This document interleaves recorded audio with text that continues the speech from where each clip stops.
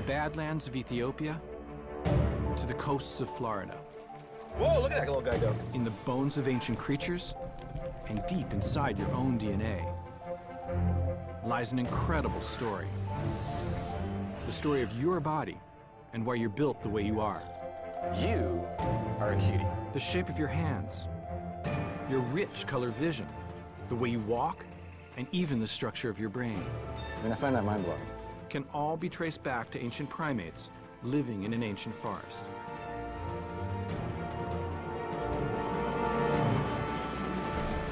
My name is Neil Shubin. As an anatomist, I look at human bodies differently from most people.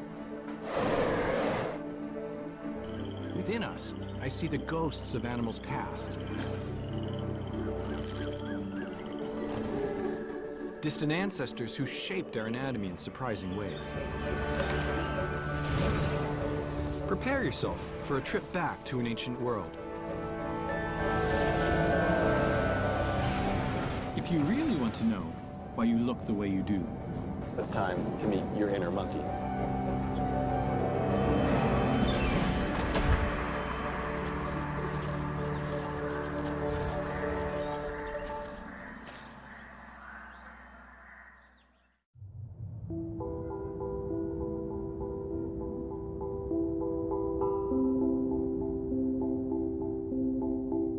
if you go down to your local ice rink, you might not expect to find evidence of your ancient evolutionary past. But if you know how to look, there's a story written in the bodies of these skaters and every one of us. Anyone who's fallen on the ice knows there's one bit of your body you don't want to land on. It's a remnant from a time when our ancestors looked like monkeys, complete with tails. Each of us have a vestige of our tail inside of us. We call that the coccyx. And that sits at the base of our spine. When we fall on that, it really can hurt. And the coccyx is just the beginning. Inside all of us is a record of our ancient primate past, what I like to call an inner monkey. The way we see the world, the way we walk, and even the way we think can all be traced back to a time when our ancestors lived in the trees.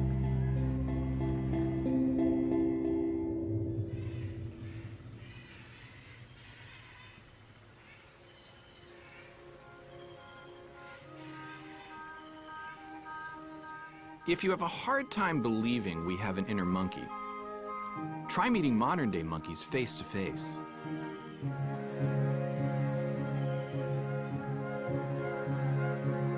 In a sense, these guys, squirrel monkeys, are our distant cousins. That is so cool. I mean, it's hard not to look at these guys and feel a deep connection in a way that you don't feel to fish. You look in their eyes.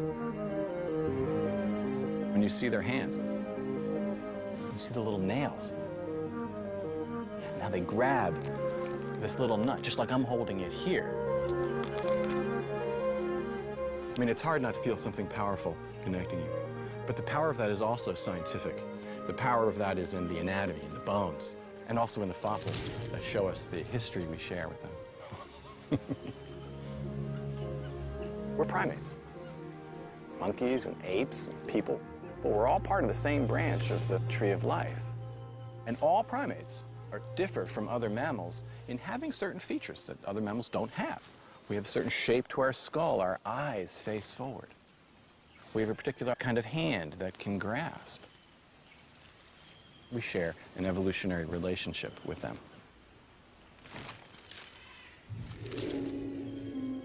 To see what I mean, imagine all life that has ever existed on a giant family tree. From the first microscopic life billions of years ago to all animals alive today.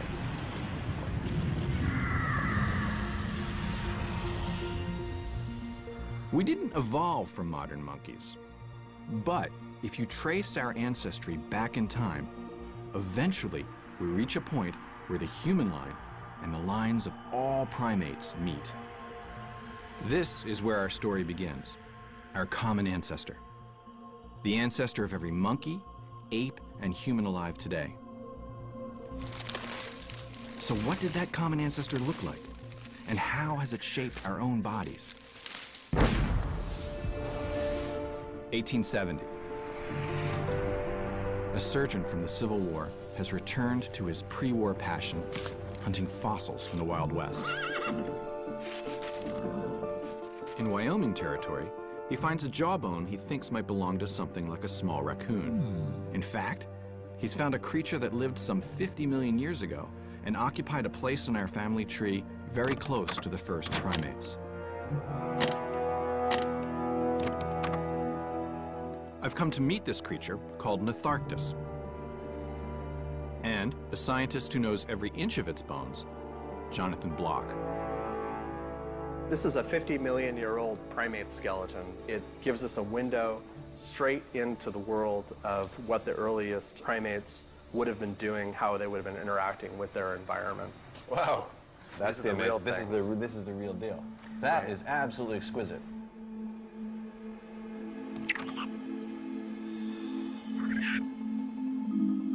Like most modern monkeys, Nitharctus was a climber, adapted to life in the trees. The evolution of this creature, and others like it, had a huge impact on one of the features that most defines us, our hands. One of the things that's really nice about this hand is that we do have all of the bones preserved. Looks like a jigsaw puzzle. You got to put it all together to see how that. It's a all fits. three-dimensional jigsaw puzzle. To solve the puzzle of Nitharctus's hands, you have to begin even further back in time. Over 365 million years ago, ancient fish used their fins to crawl out of the sea.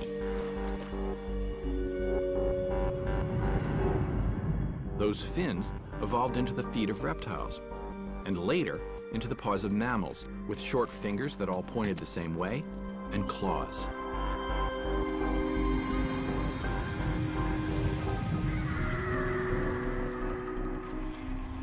Early primates like Nitharctus took the mammalian hand to a whole new level, one that seems very familiar to us. When you actually articulate all of these bones, what you see is that the thumb is divergent. That is, it forms an angle with the index finger. And so that shows you that it could bring its thumb into opposition with the rest of the digits. Nitharctus also has unusually long fingers and nails instead of claws. This is one of the first times in the fossil record that we see a hand that looks like our own, the hand of a primate. It's a turning point in the story of the human body, an anatomical change that would eventually let us shape the world around us. So what were early primates doing with these new hands? Pull it up like To find out, I'm going up into the habitat where my ancient ancestors actually lived, up in the trees. Thankfully, I've got ropes. Minor monkey's not what it used to be. Okay, ready? Yeah, very good. He's got it, natural. Little naughty up here. Just push your hand jammer a bit higher so you can pull the rope through your crawl. Woohoo! Thank you, Jim. This is utterly wild. I mean, I was never a real climber as a kid, and I have to admit, I'm a little scared of heights and uncomfortable in trees. But these creatures are so unbelievably agile all through here. This is their home. They are able to live on small branches, big branches, throughout the tree. They can jump branch to branch.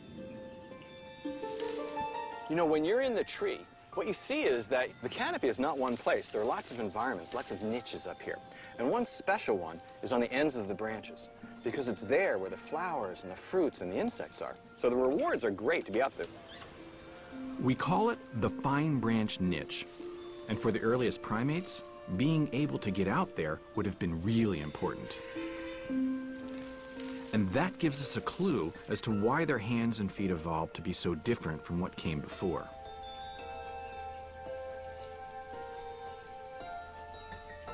creatures with really short fingers and claws, they're really great at crawling these big, thick branches, but not so much when you get to the ends of the branches. That's because this sort of hand can't grasp. Lengthening the fingers, and better still, adding a divergent thumb, means you can curl your fingers around even the thinnest branches, grasp them tight, and remain stable. We think that's why the hands and feet of early mammals changed. What you end up with are primate hands, wonderfully adapted to moving around the fine branches of trees.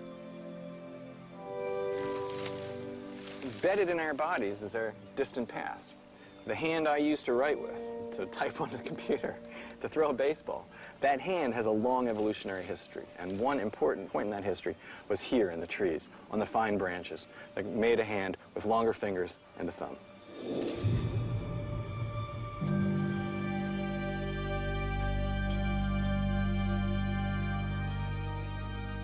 Life in the trees would lead to another critical change in our ancestors' bodies. A change deep within their eyes,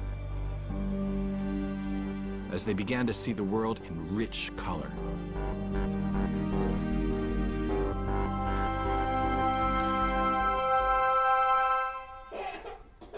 I first got interested in the evolution of color vision back in 2009. I was watching my two kids, Nathaniel and Hannah, playing a game called Hiss, where they matched cards of a certain color to make a snake. Nathaniel's, about 3.5 years older than Hannah, and he should whoop her, right? But he consistently lost. And he would lose because he'd make mistakes with one kind of card, which was purple and blue. And then we realized Nathaniel's likely colorblind. In a sense, he sees the world like early primates did before they evolved our rich color vision.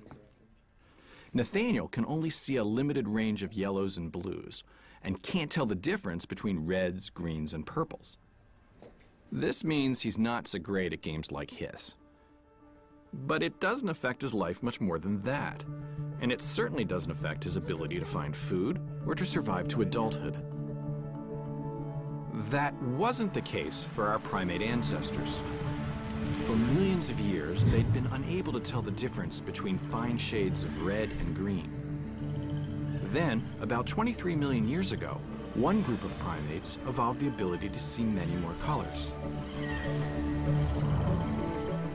Now, they could tell the difference between ripe red fruits and unripe green fruits, and spot the most nutritious leaves.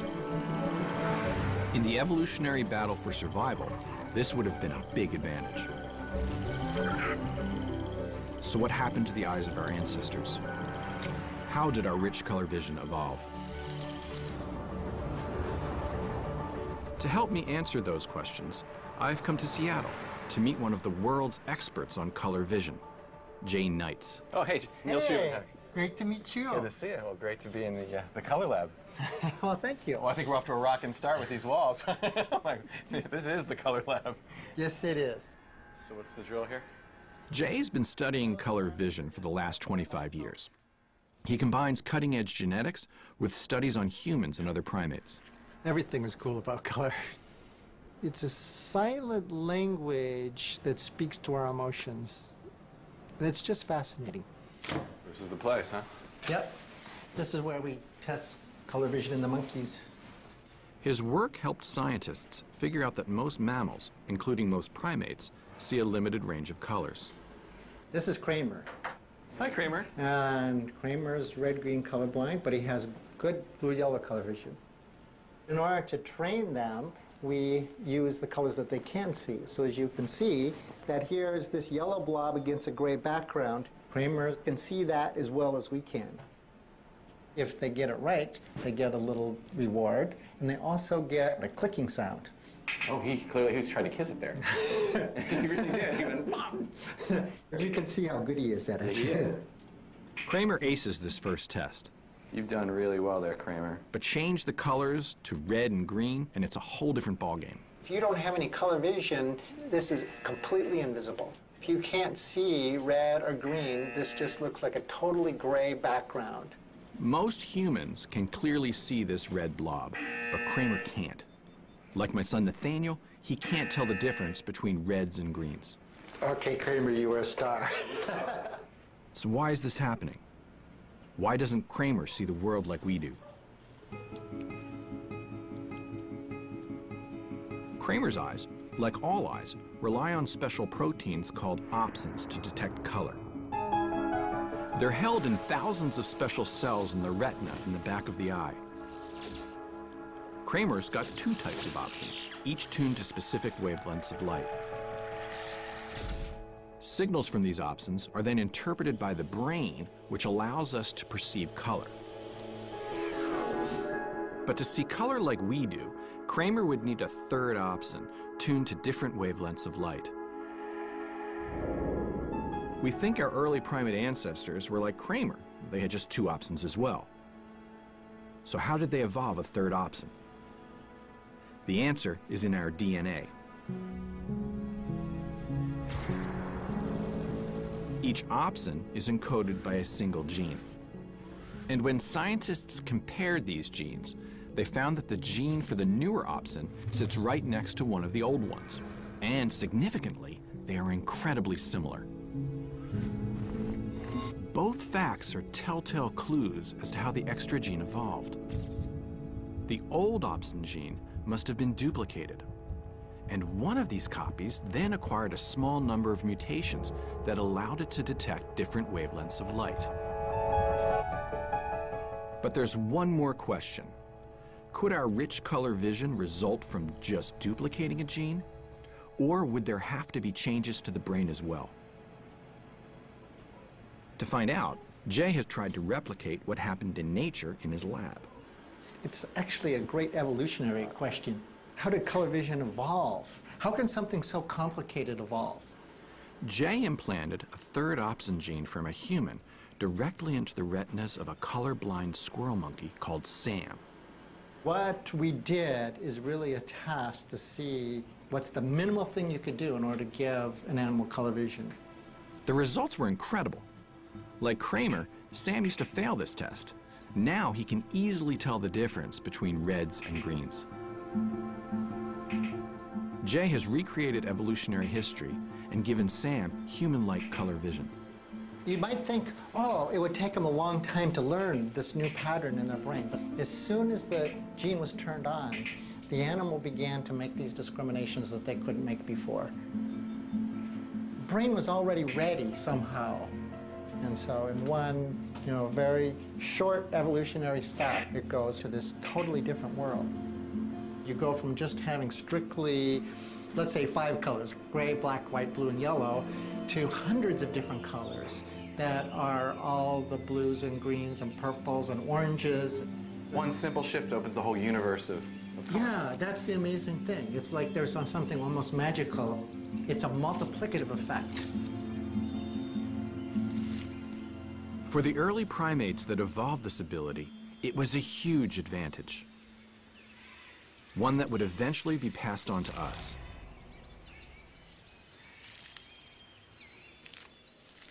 And color still plays a huge part in our lives today.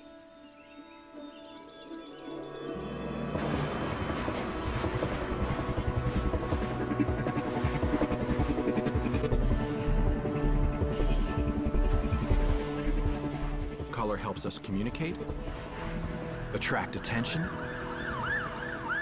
and even express emotions.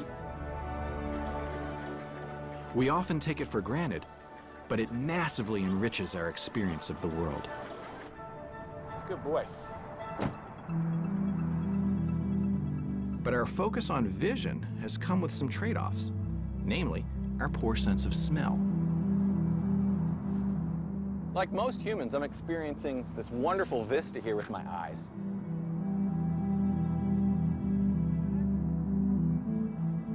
But the dog's experiencing this in a very different way. His is a world of smells. We think that a dog's sense of smell is anywhere from 1,000 to 1,000,000 times better than ours. Like many mammals, it's his main way of understanding the world around him. This fundamental difference in our sense of smell is also reflected in our DNA.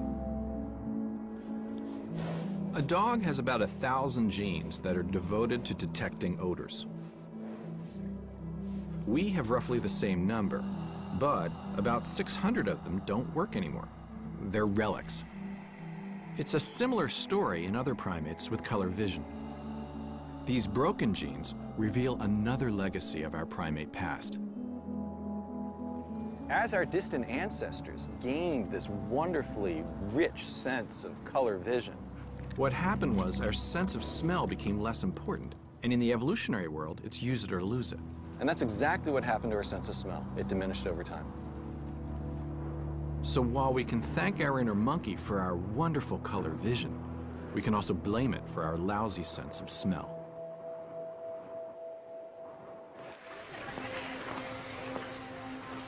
Of course, we humans have also made some radical changes to the ancient primate body plan. Unlike monkeys, we stand up on our own 2 feet.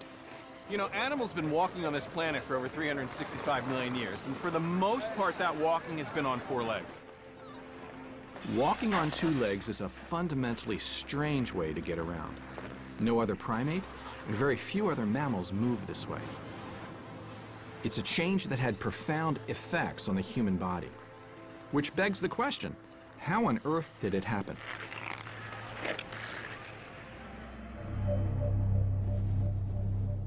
The best place in the world to answer this question is in Africa. A site where the Great Rift Valley cuts deep into ancient rocks, exposing fossils from our distant past. These are the remote badlands of northern Ethiopia. Look at those rocks. Boom, boom, boom, boom, boom. Just totally stretched out. As a paleontologist, that is what I dream about. This is truly in the middle of nowhere. Now, see the volcanic ash cropping out? That's 3.4 million years old. That is incredible. My guide is Don Johansson, one of the first people to hunt for fossils here back in the early 70s, and a childhood hero of mine. There's the camp. There it is. They're on the far side of the river right there. Yeah. Fabulous. 2 of the most important fossils for understanding the origins of bipedalism have been found in this small region of Ethiopia. Don's taking me to see where the first iconic fossil was found, a 3.2 million year old human ancestor known as Lucy. It was a Sunday morning back in 1974. So I came up here, looked at this, had no idea what was waiting. It was right in this area, right here. What I saw was a fragment of bone, and I looked at it and almost instantaneously said, that's a hominid. Wow. Lucy made headlines around the world because although she looked like an ape, she walked on 2 legs. She was a biped, at that stage, the most ancient anyone had found. Once we broke that 3 million year barrier, it was a whole new picture of what our earliest ancestors looked like. One of the most exciting moments of my entire career. Since Don first came here in the 70s, scientists have organized expeditions here most years. They found over 400 individual fossils from Lucy's species. But it's Lucy I most want to meet.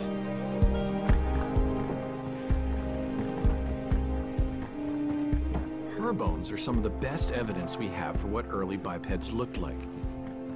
Now, of course, if this were all articulated properly, you know, the vertebra on top of another, she'd be about 3.5 feet tall. You don't see that. Yeah, you don't get that. Here's the femur, That's the left. top end of the thigh bone. And this one also, I mean, when you put it all together, now you have, you know, this is telling bipedal, this is giving a hint of bipedal. This certainly tells it was bipedal. That can't in like that, which is very characteristic. Our knees are close together, and they come up to the side. The chimps come straight up. Having the upper and lower leg in a straight line is no good for a biped. It makes for an awkward waddling gait. Lucy's legs formed an angle. Her knees were closer together, just like our own knees. This positions the feet directly underneath the body, making walking easier and more efficient. There we are. There we go. So Lucy walked much like us. But she wasn't human. She had many primitive features too. So this is a real mix, you know? It's a real mix. Yeah, it's amazing. This is very primitive, right? Ape-like. Very small brain and very ape-like proportions. Bipedal. But bipedal. Cool. And these hands would have stretched down to about here. So down, yeah, it's the neomorph. Yeah.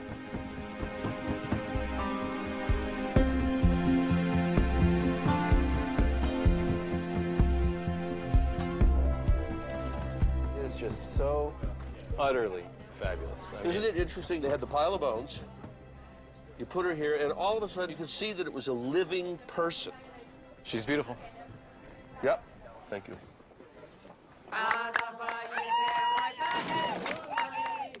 We named her after the people and the land.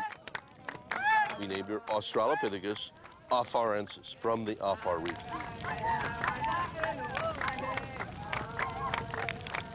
So imagine if Lucy was here with us right now. What would she look like? Well, she'd be short. She's only about 3.5 feet tall. And the one thing that would be familiar to us, she would be walking upright. But with those long arms, reaching almost down to her knees, she'd probably have a very odd gait. And as she got closer, we'd see that she had a very ape-like face. I don't think you would see much of a glimmer of philosophical thought in her eyes. I think in many ways she'd look like the ape that stood up. Yeah, amazing. You know? That's amazing. Lucy tells us that by 3.2 million years ago, our ancestors had fully committed to walking on two legs. What she can't tell us is how our ancestors first started walking upright.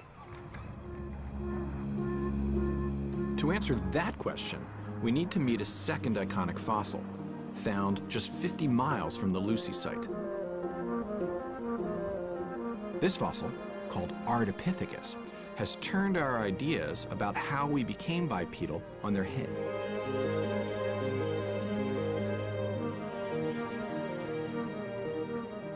I've come to Berkeley, California, to meet the guy who led the team that discovered Ardi, an old colleague of mine, Tim White.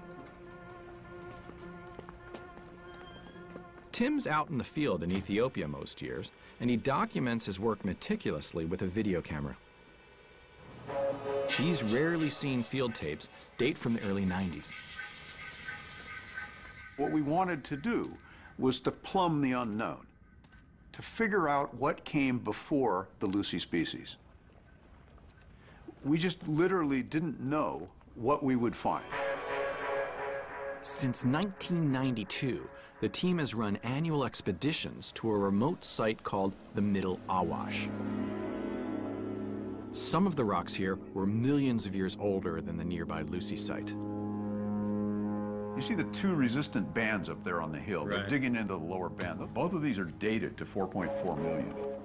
This was really... We nailed it. So anything between that is 4.4 million years. This band of ancient rock yielded some tantalizing fragments. So they scoured this layer for months on end. The breakthrough finally came in 1994. An Ethiopian graduate student, Johannes Haile Selassie, found a fragment of hand bone in that same layer.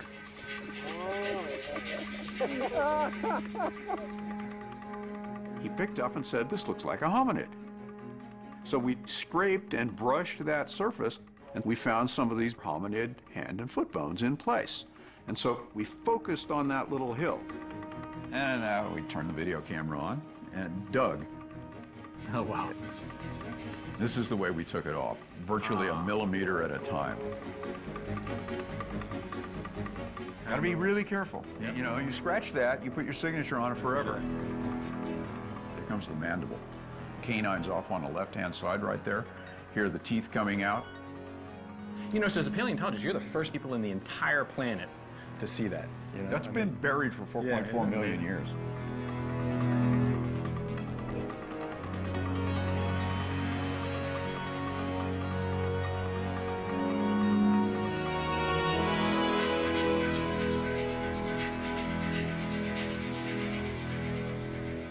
This was a hugely significant find, a new species of hominid at a critical moment in human evolution. a time when our ancestors were just beginning to walk on two legs. So while they were still in the field, Tim wanted to collect as much information as he could about Artie's world. What we're out to do is to understand everything we can about that time slice. And at 4.4 million years, anything we learn is new. And so that means bringing in sedimentologists who understand what kind of a setting. Was it a river? Was it a floodplain? Bringing in paleontologists expert in the plants, in the birds, in the shrews.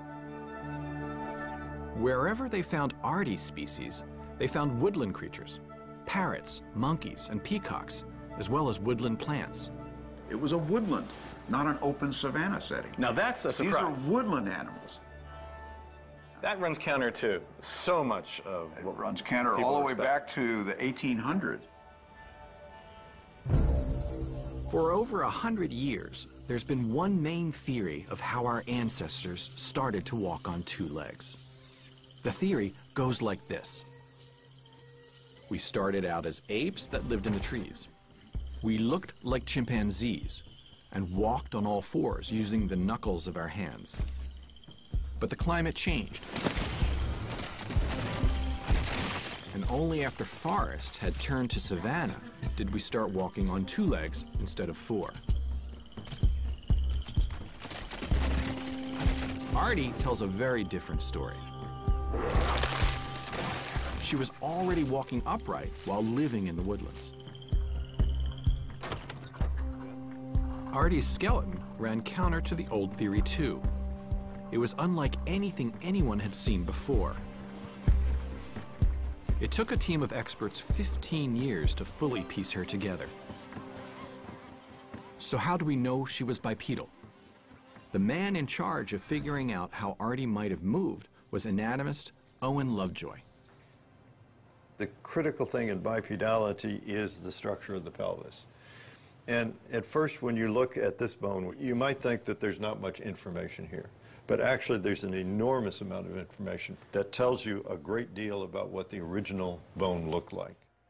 Using information from this deformed bone, the team was able to reconstruct Artie's entire pelvis. This is a plastic structure that's produced by a three-dimensional printer. The top part of Artie's pelvis looks more human. The hip bone is short and broad, a key indicator of bipedalism. But the lower half is much longer than a human pelvis, more useful for climbing. When you got to that detail, you realized it was a mosaic of anatomy that had never been encountered before. It suggests that Artie could walk on two legs, but not as well as later hominids like Lucy. And the rest of her anatomy held surprises too.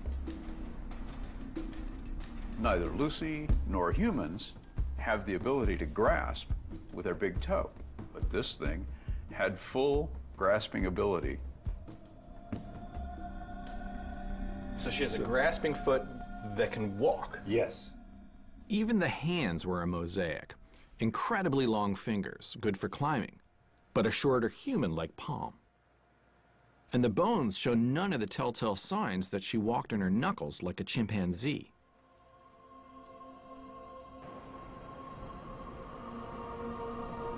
So we now have a detailed picture of the crucial time when our ancestors had just started walking on two legs.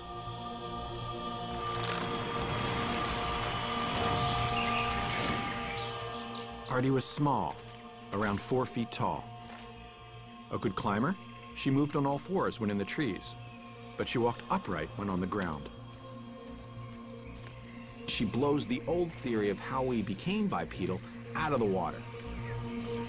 Not only did our ancestors start walking on two legs when still living in the woods, they never looked or moved like our closest living relative, the chimpanzee. Some scientists don't accept this interpretation. They think Artie isn't a human ancestor at all, but the relic of an extinct ape. But Timms spent years studying many specimens of Ardipithecus, and he thinks the evidence is clear. When we looked at the Artie cranium, we saw very small canines. No other ape, living or fossil, has such reduced canines. That's a good indicator. She's come in our direction a bit. Go to the pelvis. Same thing. A unique adaptation shared by humans and Lucy. We're still not sure exactly why a woodland climber needed to walk on two legs. But thanks to Artie, we now have a snapshot of one of the most dramatic transformations in the history of our species. The transition from walking on four legs to walking on two. This major change to our ancestral body plan has serious consequences for us today.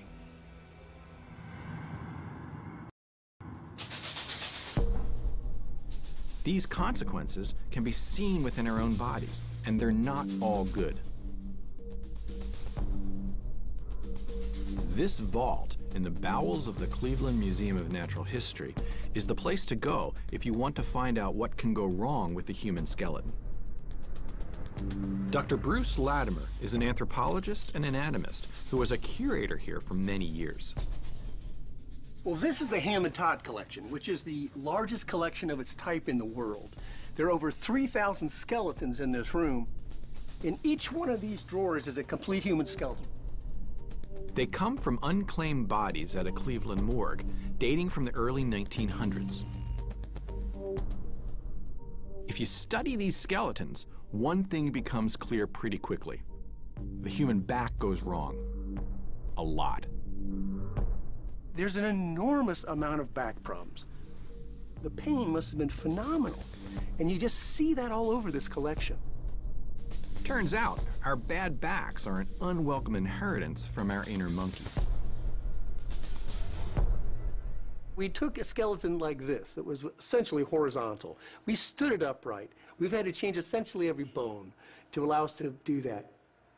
And we forced it into this new position. We have a problem going from this kind of animal into that kind of animal, and our main problem is balance. On all fours, the weight of our body hangs down from our spine. But turn this body upright, and the weight is all out front. It puts us out of whack, totally out of balance. In order to balance, we had to create this curve on your back. And then your head would be back here, wouldn't it? So we had to create another curve here in the middle of your chest, and then your head would be sticking out in the front, so we had to create another curve in your neck. And so we have this S-shaped curve in our spine, and we expect that to hold us up. That is an engineering nightmare. Our S-shaped spine is unique among mammals, and it causes all sorts of problems. The vertebrae that make up the bones of your back and the discs between them are put under a lot of pressure, particularly the ones at the very apex of the biggest curve, the thoracic vertebrae. If you take those thoracic vertebrae and you push on them from the ends too hard, what happens is this. You end up with what's called a wedge fracture. That curve has crunched it. No other animal has anything even remotely like this. It's a consequence of how we walk. And it's not just fractured vertebrae. From slip discs to sciatica, our spines go wrong in all kinds of ways. 80% of all Americans will complain of back problems at some point in their lives. Our inner monkey has a lot to answer for.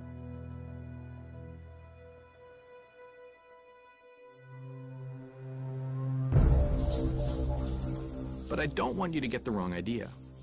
Standing up on two legs wasn't all bad, or it never would have happened in the first place. It freed our hands, an anatomical change that, combined with our amazing brains, would eventually allow us to make tools and reshape the world around us. This key moment in our evolutionary history is once again visible in the rocks of northern Ethiopia. So geologically, one of the things that's special about this is it has lots of layers. Lucy's from one part of it, and we're going to another, right? That's right. We've just jumped about 600,000 or 700,000 years in time. And that is kind of mind-blowing. Yeah. Paleontologist Bill Kimball has brought me to a site where you can find stone tools that are over 2 million years old. if you know what you're looking for. So what do I look for? Well, you'll look for flakes on the ground. Oh, is that bone?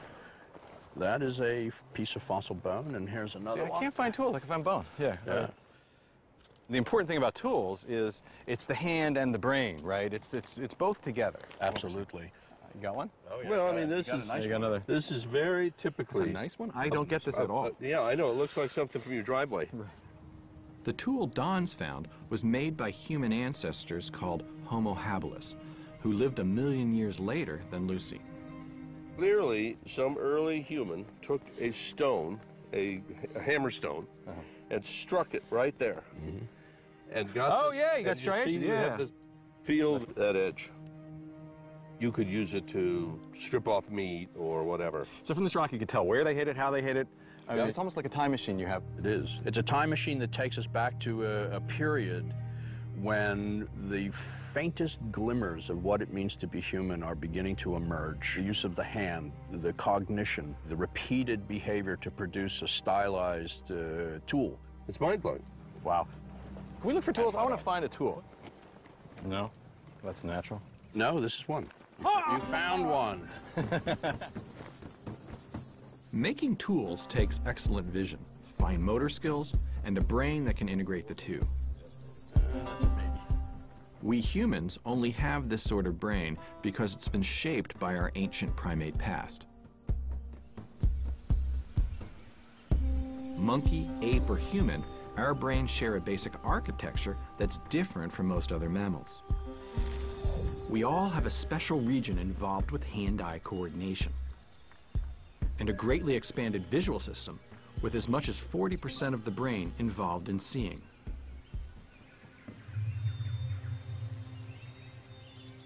Our inner monkey hasn't just shaped our bodies, it's shaped our brains as well.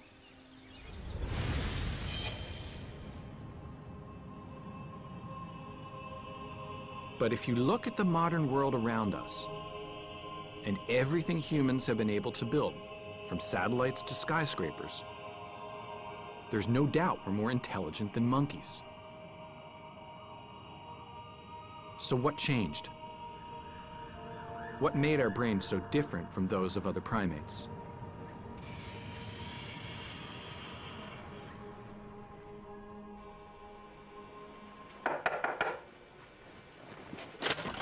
Hi, Neil Shubin. Hi, Neil. It's Tom Burbacher. Good to see Welcome you. to the Infant Primate Lab. So this is the monkey place, This huh? is the monkey place. Tom Burbacher studies monkeys in order to answer questions about our own brains. He's going to show me an experiment that demonstrates an important difference between our brains and the brains of a monkey. But the differences aren't what you might expect, especially when we're young. Monkey on the set. Monkey on the set. Neil, this is C.I. She's a 3-month-old pigtailed macaque. This experiment tests something called object permanence. In other words, whether this monkey knows an object still exists when she can't see it. It's a developmental milestone for both monkeys and humans. You're going to put a piece of fruit on the toy itself. You'll place it in the well, She's looking at it. There. and you'll move that to completely hide that toy. Okay. There you go. Wow. There you go. Wow. That is impressive. Just Object boom, permanence. boom. 3 months old, and already CI understands object permanence. C.I., you are good. Hi, Geneva. How are you? You are a cutie. Geneva is the same age as the baby monkey. I'm going to do the exact same test on her under the expert eye of child development specialist, Professor Susan Speaker. She needs to reach for him and show that she's interested. Oh, I think we got She's interest. got a good reach. You do. Look at you. Oh, Geneva, you like those. Hello. Now, Neil, can you get them away? Oh, I'm an expert at this. Can I take that for a sec? Sorry, be temporary. Yeah, you are so good that way. I'll pop it in. And Sure, she's watching. She's watching. Now, we'll cover it up. Watch this. And she wonders, what did you do, Neil? What toys? I don't know where they went. Wow, that is amazing. Where did they go? It is incredible. If it's not there, it doesn't exist. Right. That is amazing. So how come a baby monkey beats a baby human in this test? These tests are showing us how rapidly a particular region of our brain is wiring up in development. And it's showing us comparatively that we wire up much slower in this part of the brain than do monkeys. Compared to other primates, we humans have an unusually long childhood, even if you take the different lifespans into account. This should be an evolutionary disadvantage. But in fact, it's one of our greatest strengths.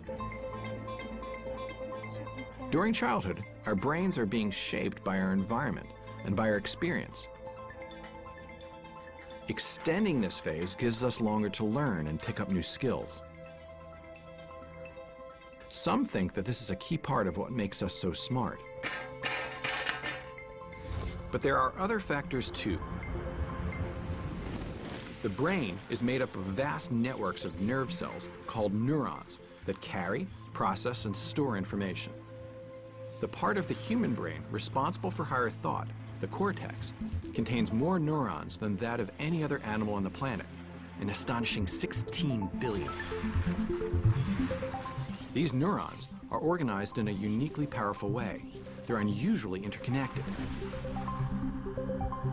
This means we can do things that other primates can't: build complex tools, compose symphonies, and even investigate how our own brains work. But before we get too carried away with our own cleverness, I want to inject a bit of humility. That means leaving monkeys behind and going back to where the series began, my anatomy lab in Chicago, and my favorite subject, fish. The brain of a fish and the brain of a human have more in common than you might think. This is a trip to the beginning. This is as basic as it gets. We're going human, fish, represented by a cartilaginous fish, a shark on the right. And what you have is, you see the muscles and nerves and organs inside the shark head. But importantly, you see this yellow tissue. This is the front end of the spinal cord. It's the brain. Doesn't look like much, but it's the shark brain. This is the human brain.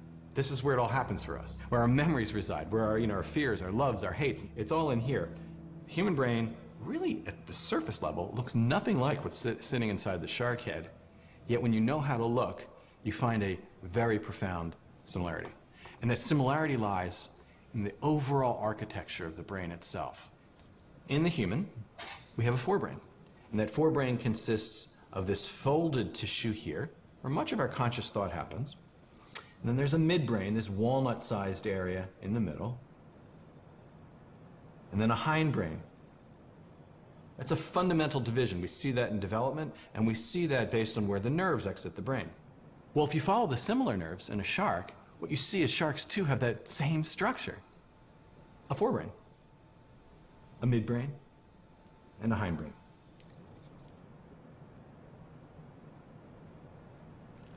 There's a fundamental architectural similarity among all brains. The brains of people, the brains of dogs, the brains of cats, the brains of monkeys, lizards, frogs, salamanders, trout, bass, even sharks and fish are similar. Each one of them has a forebrain and a midbrain and a hindbrain, despite the fact that those brains are often very different in function and form. But that's not the end of the story. The fundamental architecture of our own brains can be traced back even further than fish, to a surprisingly primitive animal that doesn't even really have a brain. But I've got to find these tiny creatures first.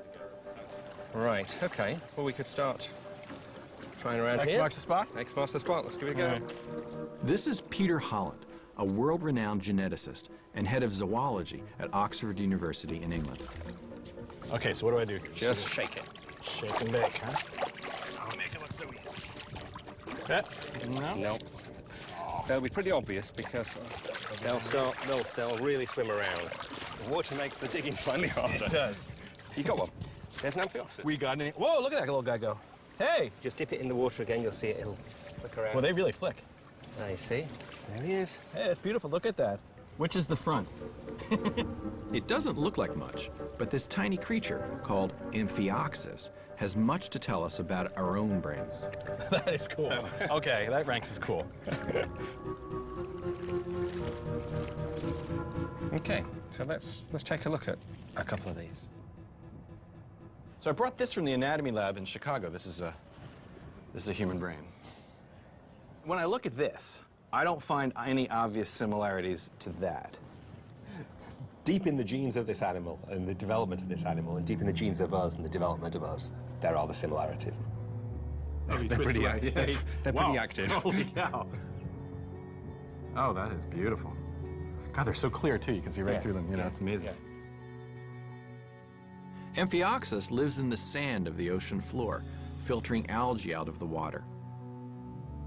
It's from an incredibly ancient group of animals. We found fossils that look a lot like this in rocks that are over 500 million years old. They are a window into what came before the first fish. And crucially, they don't have anything like what we'd call a brain. The simple nerve cord that runs the length of their body ends with just a tiny swelling invisible to the naked eye. If you look at the front end of this animal, you don't see it all expanded into a large skull or brain region. It's just pointed. But if you look at the genetic makeup of these ancient creatures, you find something truly remarkable. To make the forebrain, midbrain, and hindbrain that we saw in our lab, you need a series of control genes to tell the cells within the developing brain where they are. They're like a zip code. Those same control genes that make our own brains are active in Amphioxus. But here, they're simply building the primitive nerve cord and the tiny swelling at its front.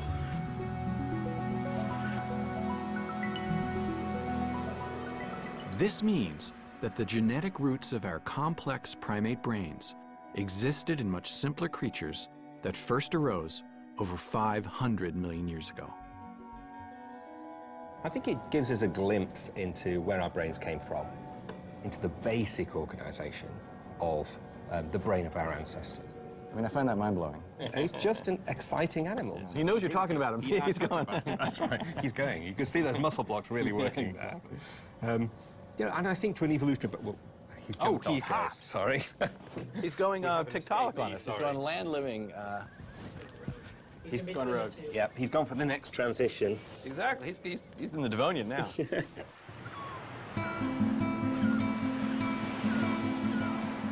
The search for our inner fish has taken me from high in the Arctic. Here was the snout of exactly the creature we were looking for, to the plains of Africa.